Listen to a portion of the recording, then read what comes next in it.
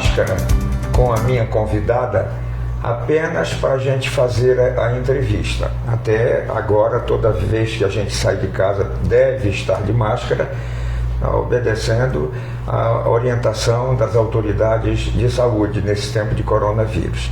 Minha convidada é a psicóloga Naira Calliope. Pode ficar à vontade de tirar a máscara para a gente começar a conversar. Essa conversa franca com o canal do J Parente, que vai para o YouTube, vai para o Facebook, vai para o blog do J Parente, vai para todas as mídias sociais. E eu conheço a Naira desde o CAPES, já esteve no meu programa na Rádio Alternativa e pretendo levá-la outras vezes, mas eu faz dias que venho tentando conversar com ela, mas a agenda dessa senhora, dessa jovem senhora, é muito lotada, mas hoje deu certo. Naira, prazer ter você no canal do J Parente. E no começo da nossa conversa eu gostaria que você dissesse o que é que um psicólogo da qualidade que você tem, que eu conheço a qualidade do seu trabalho, recomenda para as pessoas que estão em quarentena, que estão em isolamento social, principalmente aquelas mais impacientes. Nesse momento, né, Jota, a gente está num momento delicado. Eu acho que é um momento que acho que a minha geração, outras gerações aí nunca viveram. Pelo menos no nosso país, a nível de Brasil, a gente não tinha essa cultura de se isolar. A gente é um povo, pelo contrário, a gente é um povo de acolher, de incluir. E aí, de repente, vem esse corte abrupto e ainda com algumas informações que são distantes. A gente, às vezes, tem um excesso de informações, mas a gente não tem a confiança exata se essas informações são corretas, se são verdadeiras. E aí, gera um pânico, um medo acima do que é o ideal. E aí, quem está em casa, vem uma imposição, fica em casa. Aí vem um momento de descrença. Será que eu tenho que ficar em casa mesmo? Isso aí é conversa. Aí depois vem um momento, tipo, a hora ou outra bate o pânico. Ai meu Deus, isso não vai passar, porque a gente está acostumado com coisas que passam rápido. A gente não está muito acostumado com planejamento. Então, para quem está em casa nesse momento, eu sempre uso, eu estou tentando usar para mim uma palavra interessante: criatividade. A esperança ela é importante, a fé é importante, mas como que a gente vai lidar com esses instrumentos, com a esperança, com a fé, seria a criatividade. Porque a gente está sendo obrigado a parar, a romper com algo que estava na nossa rotina, algo que era costumeiro. E aí agora nós brecamos essa rotina por querer ou sem querer, porque eu falo tanto para quem está em isolamento social quanto para quem não está. Quanto para as pessoas que têm que sair, fazer suas atividades, mas houve uma mudança. Você sabe que, diria já as músicas, mudaram as estações, tá tudo assim tão diferente, algo mudou, né? E assim, a ideia é criatividade e a observação. Peraí, eu tenho que ficar em casa. Às vezes já foi tão desejoso nosso estar em casa, tudo que a gente queria era estar em casa, mas a gente não queria estar em casa obrigado. E agora que a gente teve essa parada, a gente se preocupa com as coisas por vir, as financeiras e tudo. Mas se eu posso ficar um pouquinho de tempo a mais em casa, a gente começa a pensar assim, que todo o tempo que a gente fica em casa é um tempo que a gente está se protegendo. O que tem muito tempo, sabe aquele momento de parar e encontrar-se consigo mesmo? Será que não está na hora de reparar nas nossas relações familiares? Será que a gente estava observando as pessoas que moravam dentro de casa com a gente? O que as pessoas que moram nessa casa comigo gostam? Será que é aquela troca de afeto que a gente há muito tempo, a gente tinha até um sentimento saudoso, tipo, das famílias sentadas almoçando, porque agora você tem que conviver com os seus. Então a família sentada ali almoçando. O que era que você gostava de fazer e nunca fazia porque não tinha tempo? Agora você tem tempo. Ah, Naira, mas tudo que eu quero fazer é fora de casa. Não, a gente sempre falava, tô doida pra fazer isso na minha casa, mas não faço porque eu tenho tempo. Então, eu falo uma dica legal que eu dou, Jota: fotografia. Você sentou com sua família, com seus filhos, para contar as suas histórias de antes e mostrar as fotos, as recordações. Então eu falo muito do termo criatividade, música. E a gente vai lá no nosso baú, quais eram as músicas que nós gostávamos de ouvir. Esses dias eu fiz essa experiência com minha mãe. Minha mãe começou a cantarolar uma música, eu fui no YouTube, peguei uma música das antigas e falei, mas quais eram as outras? E eu comecei a ouvir e conhecer músicas que eu não tinha ouvido ainda. Eu falei, gente, quando que a gente teria esse momento se não fosse essa pausa? Então eu acho que criatividade para a fé, para essa comunicação com esse ser superior que você acredita, criatividade para aprender a se relacionar com os seus, aqueles que estão sempre pertinho. Naira, eu cresci num ambiente pós-Segunda Guerra Mundial. Eu nasci em 1950, 5 anos após terminar a Segunda Guerra Mundial. Então eu cresci ouvindo os comentários dos meus pais, dos meus avós, dos amigos deles, mas eu não vivenciei aquilo. Eu fui apenas um ouvinte. E já quando realmente eu posso dizer que ele já tinha capacidade de discernir bem as coisas, eu me lembrava daquelas histórias, dos medos que as pessoas tinham, mas eram apenas histórias para mim. Agora eu estou aqui, nesse barco, fazendo água para todo lado, ameaçando todo mundo, e mesmo a minha geração, e até alguns sobreviventes do período de Segunda Guerra Mundial, hoje estão vivendo esse novo aterrorizante, que é o que se pode dizer desse vírus, é que ele realmente tocou o terror, como diz a juventude. Eu acredito que tocou o terror e está tocando o terror. E até digo para quem vai estar assistindo esse vídeo nesse momento, o medo vai existir. Quem não está sentindo nenhum tipo de medo nesse momento é estranho também. Porque o medo, ele é natural. O que é o medo? O medo, ele é uma substância que nós sentimos, mas ele é uma substância aqui, ó. É uma reação química dentro do nosso cérebro. E o medo, ele tem uma função. O medo, ele tem uma função de fazer com que a gente se proteja mais. Por que a gente usa máscara? É confortável? Não, muito pelo contrário. Até abro um parênteses assim. A gente, quando se põe na pele do outro, a gente vê os médicos, enfermeiros, dentistas, esse pessoal que precisa usar esse EPI constantemente no trabalho, e a gente não sabia que isso às vezes era incômodo, mas que pra ele já tá tão natural, mas pra gente que tá aprendendo a usar agora, é incômodo. E o medo faz com que a gente tome a ação de cuidar-se. Eu me cuido porque eu tô com medo. Quando que devo me preocupar? Se o meu medo começa a crescer demais e aí eu paro de me cuidar, de tanto medo eu travo, porque a função do medo é eu me cuidar. Mas se esse medo está alto demais, onde eu já não consigo me cuidar, aí é preocupante. Aí a gente tem que entrar com outras medidas. Mas a primeira coisa é não brigue com o seu medo. Não se force a ser corajoso agora. Entenda que o medo vai te ajudar a cuidar-se. Alguns sintomas de ansiedade também podem acontecer. Por quê? Porque nós estamos vivendo um momento que a gente não sabe quando acaba. Se tem um negócio que deixa a gente angustiado e quando acaba? E alguém diz, não sei. E aí você não consegue mais voltar a planejar algumas coisas que você gostaria. Mas eu sempre pontuo o seguinte, sonhar é permitido. Sabe aquele pedacinho de papel, caderno que você tem? Anotação no celular, quem gosta? Comece a pensar agora, privado de algumas ações, o que são coisas que você faz, que te faz falta, e comece a desenhar um esboço ali de coisas que você deseja fazer quando as coisas voltarem à normalidade. O que vai ser assim, nossa, isso aqui eu quero muito fazer. Para você começar a se organizar, planejar. A gente está tendo muito tempo para fazer planejamento. Então eu acho que talvez seja um momento da gente sonhar agora para realizar no futuro breve.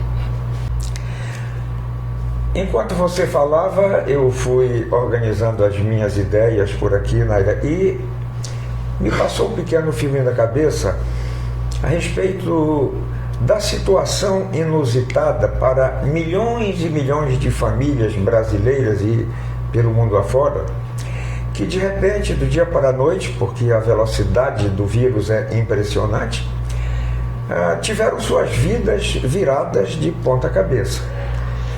No caso em que o casal trabalhava fora, ou trabalha fora, por enquanto está suspenso, mas trabalha. De repente os dois se viram forçados a ficar em casa. A filharada não vai mais para a escola, porque as aulas estão suspensas. Ou aquela mulher, no caso da mulher que ainda é apenas a doméstica, que cuida, que é a que mais trabalha, que é quem cuida do lar, ela, acostumada com os filhos irem para a escola, acostumada com o marido ir para o trabalho, de repente o marido está o dia todo em casa e os filhos encapetados estão pulando para cima e para baixo. O que a psicóloga fala para essas pessoas que se encontram nessa situação? Eu penso que essa situação aí talvez seja a mais incômoda de todo esse processo. A gente sabe que tem outras questões tão sérias quanto, a gente vem discutindo muito questão financeira também, mas essa questão de encontrar-se com pessoas que a gente já convive, mas agora conviver em tempo integral com os filhos. E aí a gente volta a perceber que alguns trabalhos que se tem, por exemplo, a pessoa que a do lar, a mulher que era do lar, que a gente fala, e existe já alguns homens do lar também, o trabalho triplicou. Porque antes ela tinha uma pausa, enquanto o filho ia para a escola, ela tinha tempo de organizar as coisas, e agora não. Porque ela tem que cuidar do filho, às vezes tem que cuidar do marido. E quem está acostumado a sair fica irritado. Uma das primeiras coisas que vai acontecer com quem está passando por esse processo de confinamento, de alguma forma, é a irritabilidade nos primeiros dias. Primeiro dia você fala assim, não, vai ser de boa. No segundo você já começa a falar assim, não tem nada para eu fazer aqui. E aí, porque o cérebro nosso, ele tem uma certa rotina. Toda vez que eu breco o meu cérebro e eu vou inserir alguma novidade nele, ele fica incomodado. É igual você estudar uma matéria que não está entrando na tua cabeça e fala assim, te irrita. Então a irritação ela vai acontecer. E inclusive eu brinco que talvez seja tempo até de reparar arestas. O casal às vezes vai gerar conflitos ali, mas também talvez seja um momento de dar uma parada. Eu tô usando muitos termos reconhecer os seus, porque você vai ter que reaprender até como é que é ficar o dia inteiro com o seu filho. Parece uma coisa engraçada. Gente, como é que eu vou ter que reaprender a ficar com meu filho? Se o filho é meu, eu já sei. Não sabemos. Porque a gente estava acostumado com esse sujeito dividido. Esse sujeito que tinha várias atuações. E agora eu vou ter que ser várias coisas para esse mesmo sujeito. Acostumado com a bagunça só das férias, né? Só das férias. Agora eu vou ter que ser professora desse menino. E aí, o tempo que eu tinha para descansar, o tempo que ele estava na escola, agora não tem mais descanso. Aí vai começar o momento de redistribuição de tarefa do lar, porque o parceiro que ficava fora agora vai ter que fazer alguma coisa até para se ocupar. Uhum. Então, assim, é uma readaptação. O que a gente recomenda? A palavra rotina. A rotina, ela tem que existir. Então, assim, tá ruim, tá... Mas vamos, primeira coisa, sente você, o parceiro, comece a reparar as arestas, fala assim, a gente vai precisar conviver junto. Então, peraí, o que a gente precisa manter a organização? Que horário que era que as crianças iam para a escola? Elas iam de manhã. Então, vão acordar de manhã um pouco mais tarde, não precisa ser naquele horário, mas acordou, vai ter uma tarefinha, vai tomar o café e vai sentar e vai fazer a tarefa. Há alguma atividade, uma leitura de um livro, as nossas crianças pararam de ler. Então, assim, é um momento de pegar literatura, dá para essas crianças lerem. Depois de ler, conta a história para a mamãe, devolve a história para a mãe ou para o pai, que está com mais tempo, quem tiver mais disponível, reproduz essa história. Então, faça um desenho da história para a gente. Algumas atividades de colorir. A ideia é diversificar. Pegue três atividades diferentes, não passe só pintura. Pegue uma leitura, uma pintura, uma música. E diversifique, mas tenha uma rotina. De tal a tal hora vai estudar. Terminou? É importante que essa criança também faça parte da organização da casa, independente da idade dela. Para cada idade tem uma atividade específica, mas redistribua a rotina dessa criança. Chama essa criança, sabe aquelas reuniões familiares? Fala, olha, amanhã o dia vai ser assim, tal hora vai fazer a atividade da escola, terminou, tem o horário do lanche, e também ter um momento da função dele dentro de casa, o horário de dormir. Não é porque amanhã não vai para a escola que todo dia vai poder dormir a hora que quiser. Então, tentar criar uma rotina funcional dentro de casa. Ter um momento do lazer, um momento dos jogos, um momento dos filmes, ok. Mas isso tudo incluído dentro de uma rotina. Senão, um dos pontos que tem prejudicado muitas pessoas, inclusive alguns contatos de atendimento que a gente está fazendo online, via telefone, é insônia. Aí uma das perguntas que eu faço é: que horas você foi dormir ontem? Ah, Naira, eu tô indo dormir 4 da manhã e acordo meio-dia. Dificilmente você vai estar com sono 9, 10 horas da noite. Então é tentar trazer a programação. Uma outra coisa, não fique o dia inteiro dentro do quarto. Porque o nosso cérebro, quando chega de noite para dormir no quarto, ele não reconhece mais aquele horário como de dormir. Então você vai ter dificuldade para dormir ali. Saia do quarto, tente ficar em outros âmbitos da casa. Às vezes sai um pouquinho, respira o ar da rua, abre a porta e volta. Evite as aglomerações, ok? Mas é possível fazer uma rotina fora do quarto para evitar outros transtornos depois. A consequência imediata dessa pandemia, psicóloga Naira, foi a... Espera aí, deixa rodando, isso vai ser tudo editado depois. Ótimo. Você pode diminuir. 1, 2, 3. A consequência imediata dessa pandemia, Naira, foi a quebradeira geral dos países. As empresas, muitas fechando as portas, outras dando férias coletivas, outras demitindo. Isso é só o começo. A conta pesada, no que diz respeito aos estragos do coronavírus na economia, ainda está por vir. O movimento, de um modo geral, o que não parou, ficou bem reduzido. Sim. Eu pergunto, no caso de um consultório de psicólogo como é o seu, diminuiu o número de visitas, de pessoas procurando, ou apenas você mudou o sistema, usando o sistema online também? Como é que está sendo essa questão?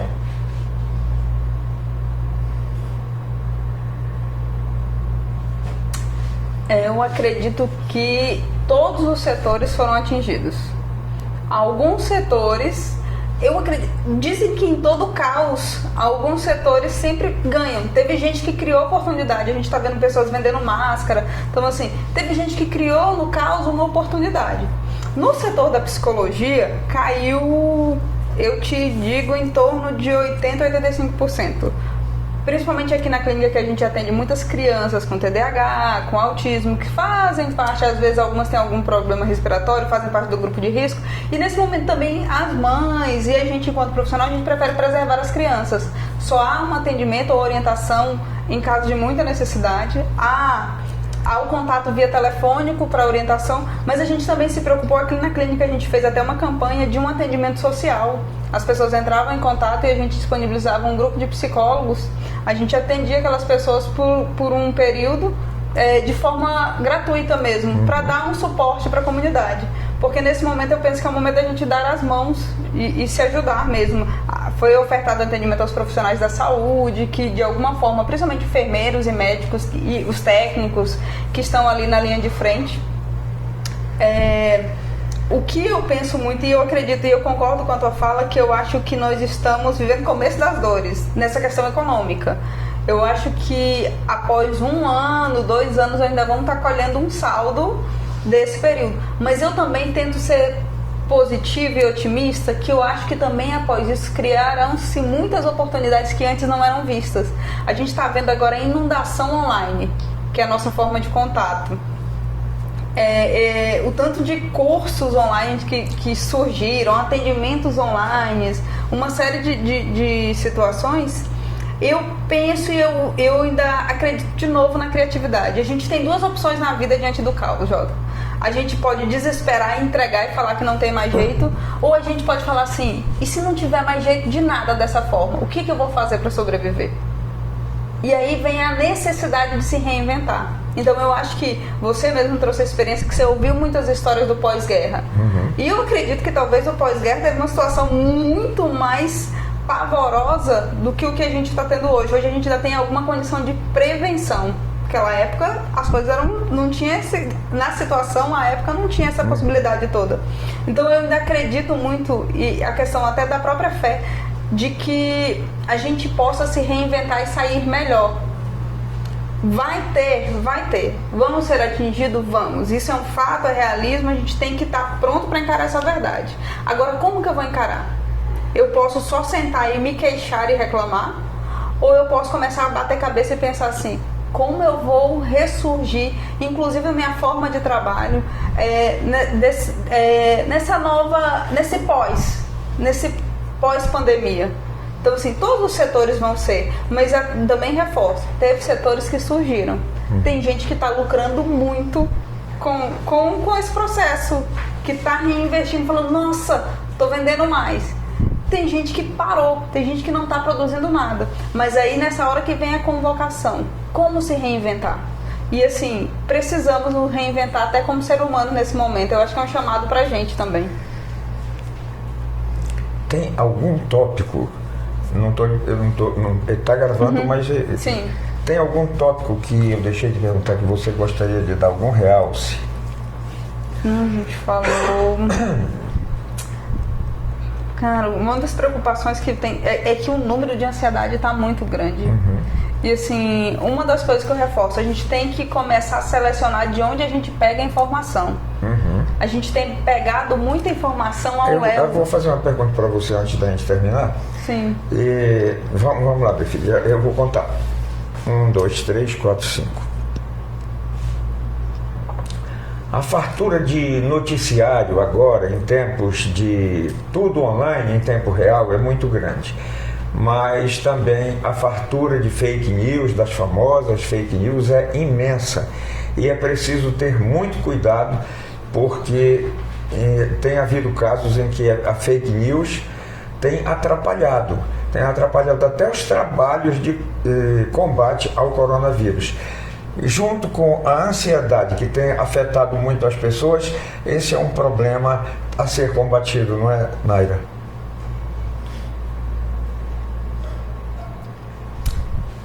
O excesso de informação ou informações ruins ou informações que não sejam verídicas, elas, eu vou já usar um termo forte, elas matam tanto quanto o próprio caos, a própria pandemia que está acontecendo agora. Porque a gente tem se inundado mesmo, acho que a tua fala foi bem interessante, de informações. E o excesso dessas informações causa um pavor no nosso cérebro. Existe um fato interessante que quando nós não paramos para questionar as coisas, o nosso cérebro ele não interpreta muito bem o que é fantasia e o que é realidade. Às vezes ele acredita em tudo. Então a gente tem que ter muito cuidado e eu recomendo assim, procure diminuir um pouco essa chuva de informações e tente concentrar em coisas que você gosta. As coisas não vão mudar rápido. A gente gosta muito de falas milagrosas, eu também gostaria de ter alguma para fazer agora, mas as coisas não vão mudar de hoje para amanhã. E talvez até semana que vem também não mude. E as pessoas estão muito ansiosas hoje. E a gente está com uma necessidade de querer acordar amanhã e tá tudo bem. Então as coisas elas vão melhorando, mas elas vão melhorando aos poucos.